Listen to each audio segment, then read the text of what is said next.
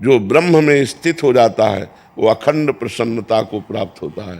ब्रह्म भगवान राम, भगवान कृष्ण, जो भी भगवान के रूप हैं जितने, वो सब ब्रह्म रूप हैं।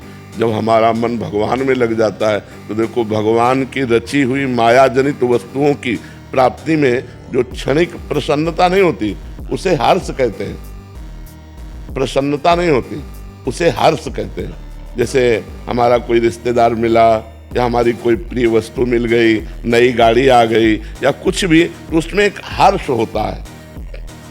वो ये द्वंद्व है। गाड़ी मिली, एक्सीडेंट हो गया, अब शोक होगा। व्यक्ति मिला, वो बिछुड़ गया, शोक होगा। वस्तु मिली, वो नष्ट हो गई, शोक होगा। हर्ष का परिणाम शोक है और प्रसन्नता अखंड होती है। वो केवल भगवान से प्राप्त होती है, वो वस्तुओं से नहीं प्राप्त होती। वस्तुओं में प्रसन्नता नहीं है, वस्तुओं में आनंद नहीं, वस्तुओं में हर्ष है, उल्लास है, और ये नष्ट होने वाला होता है। बड़े आनंदित होकर के गाड़ी खरीदी और खूब घूमने जा रहे तो एक्सीडेंट हो गया, अब शोक में बदल गया। लेकिन भगवान से प्यार किया तो भगवान अविनाशी है, भगवान सच्चिदानंद है। वास्तविक प्रसन्नता भगवान से मिलती है।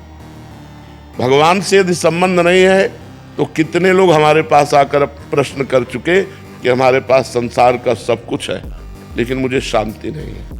तो जो विश्राम मिलना चाहिए वो नहीं है, तो वो संसारिक भोगों में तो है नहीं, वो तो भगवान में मिलेगा। जितना नाम जप करोगे उतना ही प्रसन्न रहोगे, चाहे जैसी परिस्थिति हो।